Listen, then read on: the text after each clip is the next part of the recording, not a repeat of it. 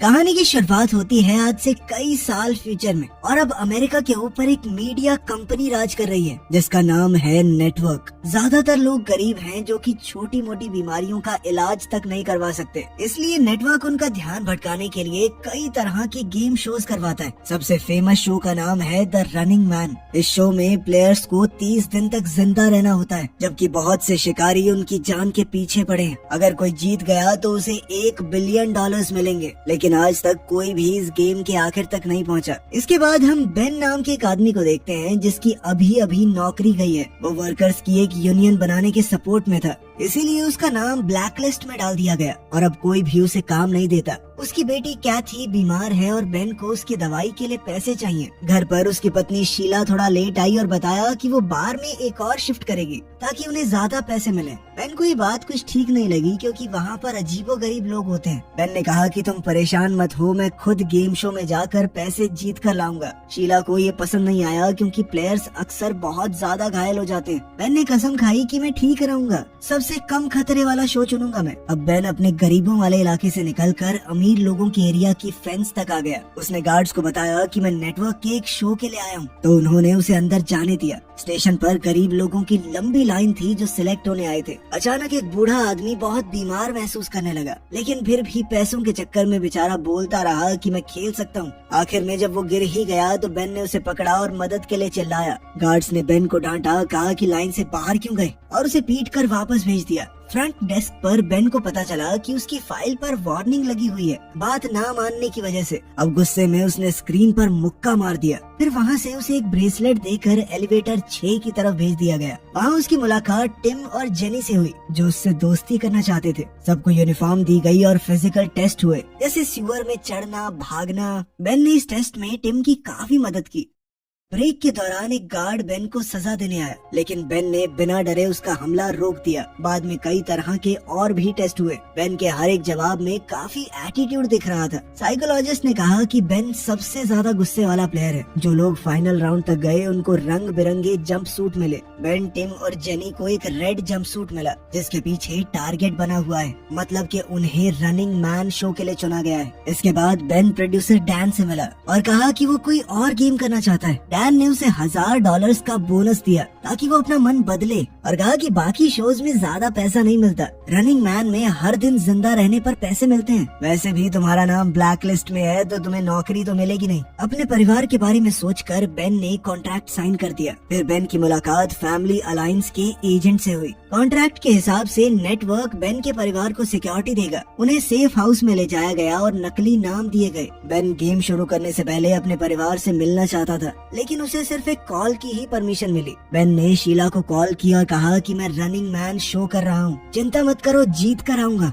रात को बेन को जबरदस्ती एक लग्जरी रूम में रखा गया। एजेंट उसके लिए शीला का दिया हुआ एक एनवेलोप लेकर आया जिसके अंदर एक फैमिली फोटो और उसकी बेटी कैथी का एक छोटा सा मोजा था, उसकी अच्छी किस्मत के लिए। अगली सुबह बेन को एक रनिंग बैंड दिया गया। इस ब्रेसलेट में उसका बचा हुआ टाइम और कमाया हुआ पैसा दिख रहा था। शो शुरू हुआ और होस्ट बॉबी ने बेन को स्टेज पर बुलाया। बॉबी ने भीड़ के सामने झूठ कह दिया कि बेन पहले डिफेंस सिक्योरिटी में काम करता था और देश के सीक्रेट्स बेचता हुआ पकड़ा गया। स्क्रीन पर एआई से बनाई हुई एक वीडियो भी चलाई गई। बेन ने सबके लिए मना किया, लेकिन बॉबी ने उसकी एक न सुनी। बाकी दुनिया को लगता था कि रनिंग मैन क्रिमिनल्स को सजा देने का एक तरीका है। वो ये नहीं जानते थे कि प्लेयर्स बेचारे मजबूर लोग हैं, अपने परिवार के लिए अपनी जान खतरे में डाल रहे हैं। आम लोगों को भी पैसा मिलता है अगर वो प्लेयर्स की लोकेशन बताएं। जब बॉबी ने बेन से उसके आखिरी शब्द पूछे तो बेन ने बॉबी और ऑडियंस दोनों की बेइज्जती की और कहा कि मैं जिंदा रहूंगा और इस बिल्डिंग को जला दूंगा। सभी प्लेयर्स को इंट्रोड्यूस करने के बाद बॉबी ने रूल्स बताए। सबको $1000 का एडवांस मिला और 12 घंटे का हेड स्टार्ट दिया गया, यानी 12 घंटे तक वो जहाँ जाकर छुपना चाहें छुप सकते हैं। कोई उनका शिकार करने नहीं आएगा। 5 शिकारियों को अगले दिन भेजा जाएगा। सभी प्लेयर्स को रोज कम से कम 10 मिनट का वीडियो रिकॉर्ड करना है और फिर उस टेप को आधी रात से पहले डब्बे में डालना होगा। अगर टेप नहीं डाली तो पैसे बंद हो जाएंगे, लेकिन उनका शिकार चालू रहेगा। फिर तीनों प्लेयर्स को अलग अलग एलिवेटर से एक अंधेरे कमरे में भेजा गया। वहाँ बेन को कैमरा, थोड़े पैसे और नॉर्मल कपड़े मिले। बेन ने कपड़े बदले और बिल्डिंग से बाहर निकल गया। उसने जल्दी से एक टैक्सी ली। ड्राइवर ने उसे पहचान लिया और सेल्फी मांगी। बेन ने जब मना किया तो ड्राइवर गुस्सा हो गया। उसने कहा कि लोगों से अच्छा बर्ताव करो वरना तुम्हारी लोकेशन रिपोर्ट कर देंगे। वैसे भी पैसे मिलते हैं उस चीज के। जल्द ही बेन गाड़ी से उतर गया और भागना शुरू किया। आखिर में बेन एक खाली बिल्डिंग में पहुंचा जहां उसका पुराना दोस्त मॉली रहता था, जो ब्लैक मार्केट के लिए चीजें बनाता है। बेन ने उससे 2 फेक आईडी और एक गन मांगी। मॉली इस बात पर बहुत गुस्सा हुआ क्योंकि बेन अभी गेम का हिस्सा है, लोग उसे ढूंढ रहे हैं। क्यों आए हो मेरे पास? मेरे बिजनेस को खतरे में डालना है क्या? थोड़ी बहसबाजी के बाद और कैथी के बारे में सुनकर मॉली ने मदद कर दी। बेन ने अपना हुलिया बदला और उसी तरह की फेक आईडी ले ली। मॉली ने उसका सामान भी सूटकेस में रखा ताकि वो एक बिजनेसमैन लगे। मॉली ने अपने दोस्त को समझाया कि गरीब इलाकों से दूर रहना, क्योंकि गरीब लोग पैसों के चक्कर में तेरी रिपोर्ट कर देंगे। ऐसी जगह पर जाइयो जहाँ पे ज्यादा लोग हों। मॉली ने यह भी कहा कि अगर इतनी दिक्कत थी तो बता देता, मैं तुझे अपना असिस्टेंट रख लेता, लेकिन अब अगर तुझे जिंदा रहना है तो गेम जीतनी होगी। सुबह बेन ट्रेन स्टेशन गया। हर जगह तीनों प्लेयर्स के पोस्टर्स लगे हुए थे। बेन ने न्यूयॉर्क का टिकट खरीदा और ट्रेन में चढ़ गया। जैसे ही ब्रेसलेट ने अनाउंस किया कि शिकार शुरू हो चुका है तो ट्रेन चल पड़ी। एक बच्चा बेन से बात करने आया। बेन ने उसे धमकाकर भगा दिया, पर बच्चा सिर्फ इतना बताने आया था कि तुम्हारी मूंछ निकल रही है। न्यूयॉर्क में बेन ने एक अच्छा होटल रूम लिया। रिसेप्शनिस्ट ने नोटिस किया कि आईडी फोटो में तो मूंछ है, लेकिन बेन के चेहरे पर नहीं। कमरे में बेन अपने असली रूप में आ गया। दीवार कवर की और अपना सोते हुए वीडियो रिकॉर्ड किया। शाम को उसने अपनी टेप बॉक्स में डाली। आधी रात को ब्रेसलेट ने बताया कि उसका पहले दिन का बोनस मिल गया है। उधर शिकारियों ने मॉली को पकड़कर टॉर्चर किया जब तक उसने फेक आईडी वाला नाम नहीं बताया। अगले दिन शिकारी बेन के कमरे में घुस गए और उसे गोली मार दी, लेकिन उसी वक्त बेन की आंख खुली और उसे समझ आया कि ये बस एक बुरा सपना था। टीवी पर दिखाया गया कि कैमरा टिम को फॉलो कर रहा है। टिम एक दुकान में क्लर्क के साथ फ्लर्ट कर रहा था। जैसे ही वो बाहर निकला, हंटर्स ने उसे आसानी से ढूंढ लिया और सीधा उसके सर पर गोली मारी। इसके बाद बेन ने 3 दिन के लिए और रूम रेंट किया। उसने अपना सारा सामान एक नॉर्मल बैग में डाला और खिड़की से नीचे कचरे के कंटेनर में फेंक दिया। फिर वो बिल्कुल नॉर्मल तरीके से होटल से बाहर निकला, अपना बैग उठाया और बॉस्टन जाने के लिए बस पकड़ ली। बॉस्टन में उसने एक गरीब आदमी से कुछ पुराने कपड़े और हॉस्टल के कमरे की चाबी खरीद ली। बेन चुपके से हॉस्टल के अंदर घुस गया और लिफ्ट में चढ़ गया। उसने ये नहीं देखा कि लिफ्ट के ऊपर आउट ऑफ सर्विस का साइन लगा हुआ था। लिफ्ट बीच में ही अटक गई दूसरे फ्लोर से पहले। बेन को अब जैसे तैसे बाहर निकलकर तीसरे फ्लोर तक पहुंचना पड़ा, जहां उसका कमरा है। कमरे की अलमारी के डब्बे में उसे एक च्युइंगम, सिगरेट और एक ग्रेनेड मिला। उसने अपना वीडियो रिकॉर्ड किया और ब्रेसलेट ने उसे याद दिलाया कि टेप बॉक्स में डालनी है, लेकिन बॉक्स के पास बहुत लोग खड़े थे। बेन नहाने के लिए तैयार हुआ और कॉमन बाथरूम की तरफ गया, बॉक्स के बारे में सोचते हुए। अचानक से उसे याद आया कि बाहर खड़े लोगों में से एक चेहरा जाना पहचाना सा है। वो एक शिकारी है और अब सारे शिकारी ऊपर आ रहे हैं। किसी ने बाथरूम का दरवाजा खोल दिया और बेन छुप गया। अब वो शिकारी तीसरे फ्लोर पर पहुंचा और कमरे चेक करने लगा। शिकारी के जाते ही बेन बाथरूम में घुस गया और उसने कोशिश की कि खिड़की से देखे बाहर चल क्या रहा है, लेकिन खिड़की बंद थी। अपने बैग के बिना यहाँ से निकलना मुमकिन नहीं है। बेन ने दीवार से एक लोहे की रॉड खींच कर निकाली और जल्दी से शीशा तोड़ दिया। उसने गम की मदद से शीशे के टुकड़े रॉड पर चिपका दिए। अब कॉरिडोर में बेन शीशे की मदद से शिकारियों की पोजीशन चेक करता हुआ जा रहा था। अब शिकारी उसके कमरे में जाने ही वाले थे, लेकिन बेन चुपके से सीढ़ियों पर चढ़ गया और जोर से चिल्लाया, अरे वो टीवी शो वाला बंदा दूसरे फ्लोर पे भागा है, कोई पकड़ो उसे। और वो खुद नीचे जाने की बजाय ऊपर भागा और छत पर पहुंच गया। वहाँ से वो चमकते हुए साइन की केबल पकड़कर नीचे उतरने लगा। वो अपने कमरे तक पहुंचा और खिड़की तोड़कर अंदर घुस गया। खिड़की टूटने की आवाज सुनते ही शिकारी भी वापस आ गए। बेन ने जल्दी से कपड़े पहने और अपना सामान उठाया। जैसे ही बाहर खड़े शिकारी दरवाजे पर गोली चलाने लगे, बेन खिड़की से कूद गया और दूसरी केबल पकड़ ली। साइन अचानक झुकने लगा। तभी बेन ने देखा कि नीचे एक शिकारी उसके गिरने का इंतजार कर रहा है। बेन के पास अब कोई रास्ता नहीं है, इसीलिए वो पास के एक कमरे की खिड़की तोड़कर अंदर घुस गया। नेटवर्क का ड्रोन अभी भी उसे फॉलो कर रहा था। बेन ने कॉरिडोर में भागना शुरू कर दिया और शिकारी उस पर गोली चला रहे थे। जल्द ही बेन लिफ्ट तक पहुंचा, ड्रोन को पकड़ा और लिफ्ट के कंट्रोल पैनल पर जोर से दे मारा। रिकॉर्डिंग बंद हो गई और लिफ्ट दोबारा काम करने लगी। लॉबी में एक शिकारी ने उस पर हमला कर दिया। बेन ने तुरंत ग्रेनेड उठाया और छत के होल से ऊपर फेंक दिया। इससे जबरदस्त धमाका हुआ और लिफ्ट सीधा बेसमेंट में गिर गई। अब बेन के पास सिर्फ एक माचिस बची है। ज्यादा रोशनी के लिए उसने एक मैगजीन जला दी। चलते चलते गलती से एक रस्सी जल गई और आग और ज्यादा फैल गई। अब शिकारी कॉरिडोर में थे, इसलिए बेन ने फर्नीचर खींचकर दरवाजा ब्लॉक कर दिया और चूहों के पीछे सीवर में चला गया। अब शिकारियों ने अंधाधुंध गोलियां चलाई और एक गैस पाइप पर लग गई। इसके बाद बेसमेंट में जबरदस्त धमाका हुआ। आग टनल में भी आ गई, इसलिए बेन को सीवर के पानी में कूदना पड़ा। पूरी बिल्डिंग ब्लास्ट में उड़ गई। बेन जब सड़क पर निकला तो उसे स्टेसी नाम का लड़का मिला। बेन ने उसे धमकी दी कि अगर किसी को बताया तो तू बचेगा नहीं, पर स्टेसी ने कहा कि मैं तो तुम्हारी मदद करना चाहता हूँ। बेन ने ब्रेसलेट चेक किया तो उसे पता चला कि ब्लास्ट में बहुत सारे लोग मरे हैं, जिस वजह से उसे पैसा भी बहुत सारा मिला है। थोड़ी देर बाद स्टेसी अपने भाई ब्रैड के साथ वापस आया। ब्रैड बेन को अपने घर ले गया और खाना खिलाया। ब्रैड के घर में भी एक बीमार बच्चा है, पर उसने मदद के बदले पैसे लेने से मना कर दिया क्योंकि वो नेटवर्क के खिलाफ था। उनके पैसे नहीं चाहिए थे उसे। ब्रैड ने बेन को अपना सीक्रेट वीडियो रूम दिखाया, जहां वो रनिंग मैन के एपिसोड्स का एनालिसिस रिकॉर्ड करके ऑनलाइन डालता है। जो प्लेयर्स पकड़े जाते हैं वो सब पब्लिक में दिखते हैं, इसीलिए सबसे जरूरी है बिल्कुल छुपे रहना। ब्रैड चाहता है कि बेन उसके साथ छुप कर रहे और आखिरी दिन का प्लान बनाए ताकि वो जीत सके। अगली सुबह बेन को उस इलाके में होने वाली बुरी चीजों के बारे में पता चला, जिनके बारे में सरकार कुछ नहीं कर रही, बस उन्हें छुपा रही है। उससे में बेन ने एक वीडियो बनाई और लोगों को बताया कि सरकार उनके बच्चों को मार रही है। जो सत्ता में बैठे हैं किसी की चिंता नहीं है उनको। बाद में शो के दौरान बॉबी कुछ बच्चों के साथ है और उसने बताया कि ब्लास्ट में मरने वालों के ये अनाथ बच्चे हैं। उसने बेन की टेप को इस तरह एडिट करके चलाया मानो बेन इन बच्चों का मजाक उड़ा रहा हो। बेन ने समझाने की कोशिश की कि ये सब नकली है, लेकिन ब्रैड की माँ को बहुत गुस्सा आ गया और उसने बेन को घर से निकाल दिया बिना उसकी बात सुने। ब्रैड और स्टेसी फिर भी बेन की मदद करना चाहते हैं। वो उसे गाड़ी की डिग्गी में छुपा कर ले गए। सब कुछ नॉर्मल चल रहा था, लेकिन तभी अचानक से डिग्गी पर गोली लगी क्योंकि 2 बाइक्स उनका पीछा कर रही थी। बेन ने ट्रंक खोलकर एक औजार बाइकर के चेहरे पर फेंका, जो कि वहीं गिर पड़ा। दूसरे बाइकर्स अभी भी गोली चला रहे थे। बेन फिर से ट्रंक में छुप गया और ब्रैड ने गाड़ी रोक दी। बाइकर्स टाइम पर नहीं रुक पाए और गाड़ी से टकरा गए। अब ब्रैड ने गाड़ी चलाकर दोनों को कुचल दिया। इसके बाद ब्रैड ने बेन को शहर के बाहर छोड़ दिया, साथ ही उसे एक बंदूक और अपने दोस्त एल्टॉन का एड्रेस दिया।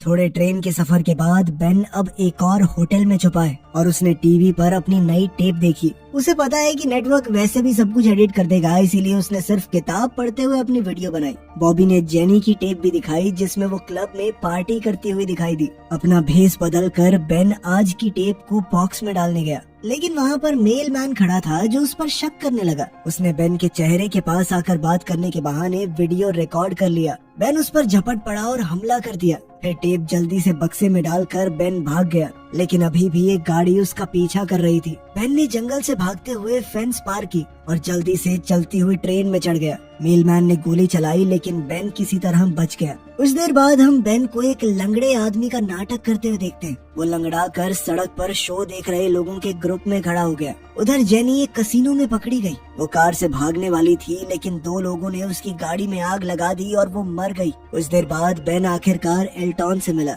एल्टॉन अपनी माँ के साथ रहता है। उसने बताया कि माँ की दिमागी हालत ठीक नहीं है, इसीलिए उनके ऊपर ज्यादा ध्यान मत देना। एल्टॉन बेन को अपने खुफिया कमरे में ले गया, जहाँ उसने नेटवर्क के खिलाफ पैम्फलेट प्रिंट किए। उसके पापा पुलिस में थे, पर सिस्टम के खिलाफ बोलने पर उनके ही लोगों ने उन्हें मार दिया। तब से एल्टॉन भी एक बागी बन गया। उसने बेन को बताया कि पूरे देश के स्ट्रीट लैंप्स में स्कैनर्स लगे हुए हैं, जो डीएनए के छोटे से छोटे निशान को भी पहचान लेते हैं। इसलिए बेन को जमीन के नीचे छुपना चाहिए। उसके पिता ने कोल्ड वॉर के समय एक बंकर बनाया था, तो एल्टॉन चाहता है कि बेन वहाँ पर छुप जाए और गेम जीत ले। फिर जब तुम जीत कर सुर्खियाँ बटोरोगे तो अपने साथ हमारा रेबल न्यूज लेटर प्रिंट करना, ताकि लोगों तक हमारी बात पहुंच सके। बेन ने रात खुफिया कमरे में गुजारी और अपनी टेप रिकॉर्ड की। सुबह जब वो टेप डिलीवर करने गया तो एल्टॉन की माँ ने उसे देख लिया। उसने तुरंत बेन को पहचान लिया और रिपोर्ट करने की कोशिश की, लेकिन एल्टॉन ने उन्हें रोक दिया। लेकिन फिर उसे लगा कि ये उसके पिता का बदला लेने का मौका है, इसीलिए उसने खुद पुलिस को इन्फॉर्म कर दिया।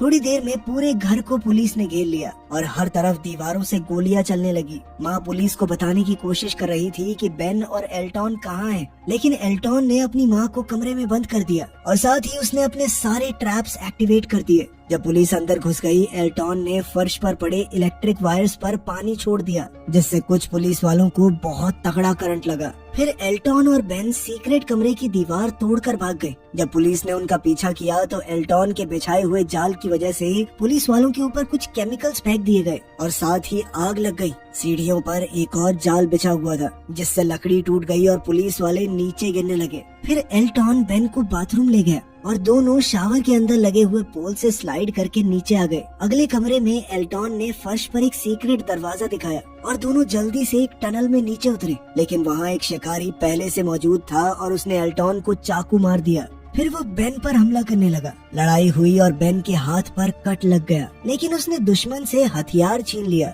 एल्टॉन ने चाकू पकड़कर शिकारी के पैर पर वार किया, जिससे वो गिर पड़ा। तब शिकारी को डैन का कॉल आया, जो बेन से बात करना चाहता है। बेन ने पूछा कि तुम्हारे पास इतनी टेक्नोलॉजी है तो पूरा शो फेक क्यों नहीं कर देते। डैन ने बताया कि तुझे क्या लगता है, हमने कोशिश नहीं की, लेकिन कंप्यूटर से बने लोग असली लोगों जितने एंटरटेनिंग नहीं होते, उनकी अलग अलग पर्सनैलिटी नहीं होती। फिर डैन ने बेन से कहा कि शिकारी को मार दे ताकि ड्रोन उसे रिकॉर्ड करे और रेटिंग बढ़े। बेन ने इस बात से मना कर दिया और सीधा ड्रोन को ही गोली मार दी। इसके बाद एल्टॉन और बेन एक गाड़ी के साथ दरवाजा तोड़कर बाहर निकले। वो जंगल की तरफ पहुंच गए, लेकिन एक हेलीकॉप्टर उनका पीछा कर रहा था। एल्टॉन ने बेन से कहा कि मुझे छोड़कर भाग जाओ और जल्दी से शेल्टर तक पहुंचो, लेकिन तभी अचानक हेलीकॉप्टर से स्नाइपर ने एल्टॉन के सर पर गोली दाग दी। दो शिकारियों ने बेन को घेर लिया, लेकिन उन्हें गोली चलाने की परमिशन नहीं थी, क्योंकि ऑर्डर ये है कि उसे जिंदा पकड़कर कैमरा के सामने मारना है। गाड़ी में बम लगे हुए थे तो बेन ब्रिज पर गाड़ी चलाकर कूद गया। गाड़ी एक शिकारी से टकराकर ब्लास्ट हो गई। बेन नदी में गिर गया और ब्रेसलेट में एक और शिकारी को मारने का बड़ा बोनस मिला। गांव और खेतों के बीच से होते हुए बेन बंकर की जगह पहुंचा, लेकिन पता चला कि सरकार ने वहां पर नया शहर बनाने के चक्कर में बंकर तोड़ दिया था। बेन ने खाली घर में रात गुजारी और उसे अपने परिवार का सपना आया, जिसने उसे अपनी गेम को कंटिन्यू करने की ताकत दी। जब पुलिस उस घर तक पहुंची तो उन्हें बेन की नई टेप मिली और साथ ही एक मैसेज भी कि इसे मेल कर देना। सड़क पर बेन ने जो पहली गाड़ी देखी, उसका शीशा तोड़कर वो अंदर घुस गया। उसने ड्राइविंग सीट पर बैठी एमिलिया नाम की लड़की को धमकी दी कि जल्दी से गाड़ी चलाओ। वहीं ड्रोन्स और पुलिस उनका पीछा कर रहे थे। बहुत सी गाड़ियों से बचने के बाद एमिलिया अचानक से उल्टे रोड पर मुड़ गई, जिससे वो थोड़ी देर के लिए बच गए। सफर के दौरान एमिलिया बेन को गालियां दे रही थी, एक नंबर के घटिया आदमी हो तुम। लेकिन फिर बेन ने उसे अपने परिवार की फोटो दिखाई और बताया कि कैसे नेटवर्क फेक वीडियोस का इस्तेमाल करता है हमारी सच्चाई छुपाने के लिए। अचानक से गाड़ी का एआई हैक हो गया और वो साइड में लग गई। दो शिकारी अपने ट्रक में बेन को पकड़ने के लिए आए, लेकिन एक ड्रोन ने उन पर फायरिंग की और उनका ट्रक भी ब्लास्ट हो गया। इसका मतलब था कि डैन बेन को जिंदा रखना चाहता है ताकि शो और ज्यादा दिलचस्प हो जाए। टीवी पर एक फेक वीडियो दिखाया गया जिसमें एमिलिया मदद के लिए चिल्ला रही है। अब एमिलिया बेन की बात समझ गई। दोनों आगे बढ़े और सड़क के किनारे लोग उनका सपोर्ट करते हुए दिखे। आखिर में उन्हें रोड ब्लॉक मिला जहां शिकारी लीडर खड़ा था। बहुत से ड्रोन्स रिकॉर्ड कर रहे थे तो बेन ने ऐसा नाटक किया कि मेरे पास बम है और वो नेशनल टीवी पर सभी सिविलियंस को मार देगा। उसने प्लेन और 2 पैराशूट मांगे और वहीं शिकारी को डील मान लेने का ऑर्डर मिला। एयरपोर्ट पर बेन ने एमिलिया से कहा कि तुम चाहो तो जा सकती हो, लेकिन एमिलिया ने मना कर दिया क्योंकि वो सच देख चुकी है। प्लेन में बेन ने शिकारियों के लीडर से मास्क हटाने को कहा। उसने एक बार को तो मना कर दिया, लेकिन जब डैन ने ऑर्डर दिए तो उसे मास्क हटाना पड़ा और कैमरा ने इवान के चेहरे को रिकॉर्ड किया। बेन समझ गया था कि ये पायलट्स भी आम तो नहीं होंगे, ये भी उसे मारना ही चाहते हैं। उसने कहा कि इस प्लेन को कनाडा ले चलो वरना उड़ा दूंगा इस प्लेन को। फ्लाइट के दौरान बेन ने इवान को बहुत सी बुरी भली चीजें कही कि तुम मासूम लोगों को मारते हो, शर्म नहीं आती तुम्हें। दोनों लड़ने वाले थे, तभी एमिलिया बम के डर का ड्रामा करने लगी। तब स्क्रीन पर डैन आया और बताया कि प्लेन स्कैन हो चुका है, कोई बम नहीं है, हमें पता है। अब इवान बेन पर गोली चलाने ही वाला था, लेकिन तभी पायलट्स ने उस पर बंदूक तान दी। डैन ने इवान को डांटा क्योंकि वो बेन को एक बढ़िया तरीके से मारना चाहता है। फिर डैन ने अकेले में बेन को एक डील दी, अगर बेन इवान और सभी पायलट्स को मार दे तो वो नया शिकारी बन सकता है और हर साल उसे करोड़ों रुपए मिलेंगे। लेकिन बेन ने मना कर दिया। तब डैन ने उसे एक वीडियो दिखाई जिसमें उसकी पत्नी शीला और बेटी कैथी को शिकारियों ने मार दिया था। ये देखकर बेन पागल सा हो गया। वो चीख पड़ा और गुस्से में लैपटॉप तोड़ दिया। एमिलिया ने अपनी स्क्रीन ऑन की और देखा कि बॉबी बेन के परिवार की क्लिप दिखा रहा है। वो बोल रहा था कि शिकारियों ने उससे चिढ़कर सारे रूल तोड़ दिए, उसके परिवार को मार दिया। अब पूरी ऑडियंस बेन के साथ थी। एक पायलट ने समझकर बंदूक उठाई, लेकिन बेन ने पहले ही उसे गोली मार दी और उसे शील्ड की तरह इस्तेमाल किया जब दूसरा पायलट उस पर गोलियां चला रहा था। लड़ाई छिड़ गई और अब बेन पागलों की तरह सबको मारने लगा। इस सब में प्लेन भी थोड़ा आउट ऑफ कंट्रोल हो गया और नीचे गिरने लगा। बहुत कोशिशों के बाद बेन ने बंदूक वापस ली और शिकारी के सर में गोली दाग दी। नेटवर्क वालों ने प्लेन का कंट्रोल भी अपने हाथ में ले लिया और वो फिर से सीधा उड़ने लगा। बाद में बेन ने इवान को ढूंढा जो एक हैच में छुपा हुआ था। उसने भी अचानक से हमला बोल दिया। दोबारा लड़ाई छिड़ गई। बेन ने गुस्से में इवान का सर एक शीशे पर दे मारा। इवान ने टूटे हुए शीशे का टुकड़ा लेकर बेन के पेट में मार दिया और बताया कि मैं भी पहले एक प्लेयर था, 29 दिन तक जिंदा रहा था, इसीलिए नेटवर्क ने मुझे डील दी कि शिकारी बन जाऊं। इवान ने बताया कि नेटवर्क जरूरत पड़ने पर तुम्हारे परिवार को टॉर्चर तक कर सकता है और जो भी फुटेज तुमने देखी है मुझे नहीं पता, वो सब नकली होगी। अब तक समझे नहीं हो क्या? अब इवान बेन को गोली मारने ही वाला था, तभी प्लेन अचानक से मुड़ गया, जिस वजह से गोली एक खिड़की में जा लगी और अब प्लेन तेजी से नीचे गिरने लगा। इवान ने फिर बेन को मारने की कोशिश की, लेकिन बेन समझ गया कि उसने पैराशूट चुरा लिया है। बेन ने हैंडल खींचा और पैराशूट खिड़की में अटक गया। इसी मौके का फायदा उठाकर बेन ने चाकू से इवान को मार दिया। इसके बाद बेन ने एमिलिया को एलियट का रिबेल न्यूज़लेटर से भरा हुआ बैग दिया और दरवाजा खोलकर उसे पैराशूट के साथ बाहर भेज दिया। ड्रोन ने एमिलिया का पीछा किया तो उसने ड्रोन को गाली दी और न्यूज़लेटर हवा में छोड़ दिए। टीवी पर डैन ने अनाउंस किया कि बेन नया शिकारी बन गया है। बेन ने कैमरा से बात की और ऑडियंस को बताया कि नेटवर्क सोसाइटी को कंट्रोल करता है, इसलिए असली जवाब ये होगा कि लोग देखना ही बंद कर दें और पावर में बैठे लोगों के खिलाफ लड़ाई छेड़ दो। तभी नेटवर्क ने सिग्नल काट दिया और डैन ने तुरंत एडिटिंग की जिसमें ऐसा लग रहा था कि बेन जानबूझकर प्लेन को लोगों के ऊपर गिराने वाला है। ऑडियंस ने देखा कि प्लेन स्टेशन के पास आया और अचानक आसमान में ब्लास्ट हो गया। कुछ समय बाद ब्रैड ने एपिसोड का एनालिसिस किया और बताया कि कहानी में बहुत सी गलतियां हैं, इसलिए जो दिखाया गया है वो सच नहीं होगा। लोग गुस्सा हो गए और प्लेन का ब्लैक बॉक्स निकाला, जिससे असली वीडियो ऑनलाइन लीक हो गई। बेन की स्पीच और एलियट के न्यूज लेटर की वजह से सोसाइटी ने रेवोल्यूशन को सपोर्ट किया और अब लोग नेटवर्क के पीछे पड़ गए। ब्रैड ने ये भी देखा कि प्लेन में ऑटो इजेक्ट सीट मिसिंग है, इसीलिए हो सकता है कि बेन अभी भी जिंदा हो। तभी हम मार्केट में शीला और कैथी को देखते हैं जो बिल्कुल ठीक हैं और थोड़ा सामान खरीद रही हैं। बेन के कमाए पैसों से उनकी जिंदगी आरामदायक चल रही थी। बाहर निकलते ही दोनों चौंक गए जब बेन बाहर उनका इंतजार कर रहा था। उधर टीवी स्टेशन पर होस्ट बॉबी गुस्से भरी भीड़ से डर गया और उसने नौकरी छोड़ दी। डैन स्टेज पर गया तो लोगों ने उस पर बम फेंकने शुरू कर दिए। रेबेल्स ने बिल्डिंग पर कब्जा कर दिया और हर जगह तोड़ फोड़ होने लगी। प्रोड्यूसर डैन ने भागने की कोशिश की, लेकिन एक केबल में उलझकर गिर गया। आग के बीच से बेन बाहर आया और डैन के सीधा सर में गोली मारी, इस पूरे करप्ट सिस्टम को खत्म करने के लिए। वीडियो पसंद आई तो लाइक कर देना, चैनल को सब्सक्राइब कर लेना। मिलते हैं अगली वीडियो में।